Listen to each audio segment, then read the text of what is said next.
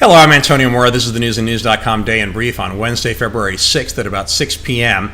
The cascading scandals surrounding Virginia's top elected officials defy belief. Now, Attorney General Mark Herring, the state's third highest ranking official, has issued a statement admitting he used blackface at a party when he was in college in 1980. That follows the blackface and yearbook scandals involving Governor Ralph Northam and the sexual assault allegation against Lieutenant Governor Justin Fairfax. His accuser, a college professor, went public today after hiring a D.C. law firm. Dr. Vanessa Tyson shockingly describes how a consensual encounter at the 2004 Democratic Convention quickly turned into sexual assault. Fairfax has denied the accusations and reportedly used an obscenity to describe Tyson at a private state Senate meeting. Meanwhile, the embattled governor met today with two prominent black leaders hoping to move past his scandal. The question now is whether any of them can survive. Ironically, Herring had called for Northam to resign.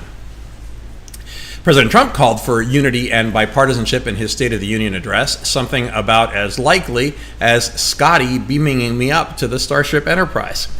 Democrats mostly hated the speech, where Trump insisted on a wall, demonized illegal immigrants, exaggerated claims about everything from peace with North Korea to infanticide, and didn't mention the shutdown, climate change, school shootings, or the threat posed by cyber warfare. But many Democrats should be embarrassed for not welcoming the president when he entered the chamber or applauding when he mentioned unifying issues.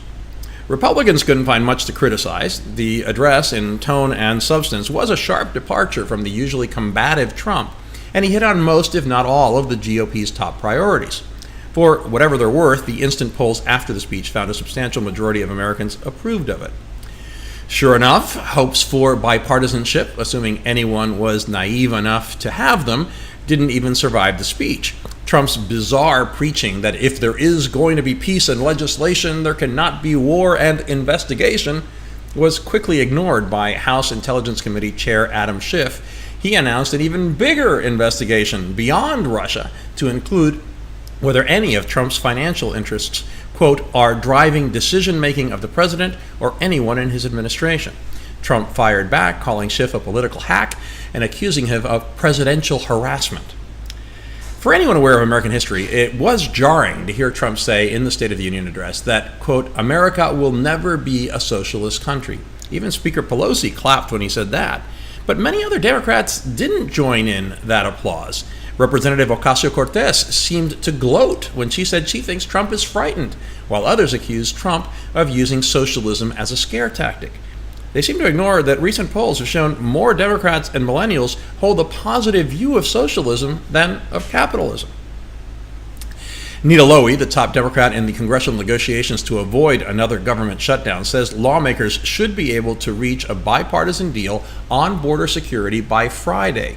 Whether it will be acceptable to Trump is anyone's guess.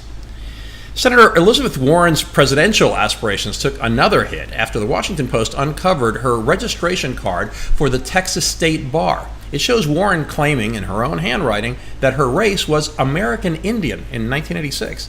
Today, she again apologized profusely for her lack of awareness and insisted it was part of her family's story.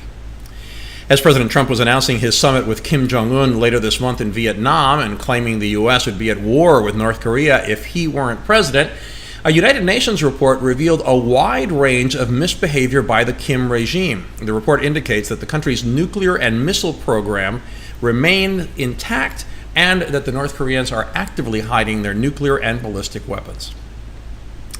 For the first time, the U.S. is buying a complete weapon system from Israel. The U.S. Army announced it is purchasing a number of Iron Dome defense systems to protect troops deployed in conflict areas. EU Council President Donald Tusk said he wonders what the, quote, special place in hell looks like for those who promoted Brexit without even a sketch of a plan how to carry it out safely. A day ahead of a meeting with UK Prime Minister Theresa May, he insisted the EU would not make a new offer and that preparations should be made for a possible fiasco. NASA and NOAA released their final global temperature data for 2018, and it shows that last year was the fourth warmest on record. Other international reports agree. That means the past 4 years have been the four warmest.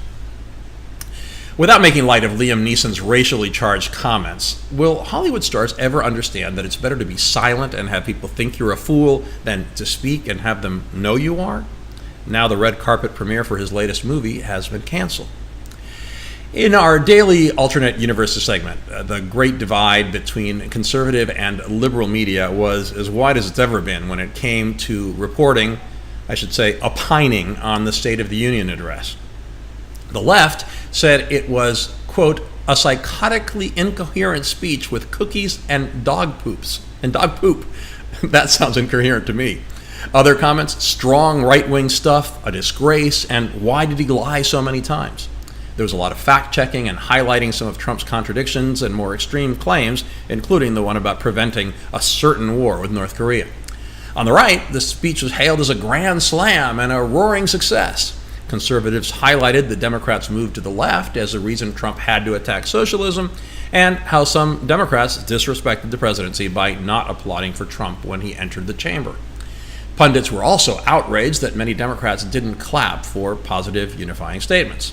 They also celebrated what they called massive approval numbers in instant polls on the speech. Alternate universes indeed. Finally, a new internet star was born during the State of the Union address, and all he had to do was fall asleep. Melania Trump had invited a little boy who had been bullied at school because his last name was Trump. It was past his bedtime, and he promptly conked out in his seat in the balcony of the House of Representatives. He's gone viral, and some on Twitter are calling him a resistance hero. Even a kid falling asleep becomes political. We have all those stories and much more updated around the clock 7 days a week on newsandnews.com, where you'll find all you need to know in one place. Please subscribe to our YouTube channel by clicking on the right of your screen just below this video. Please follow us on Facebook at Real News and News, and follow me on Twitter at AMoraTV. I'll see you again tomorrow.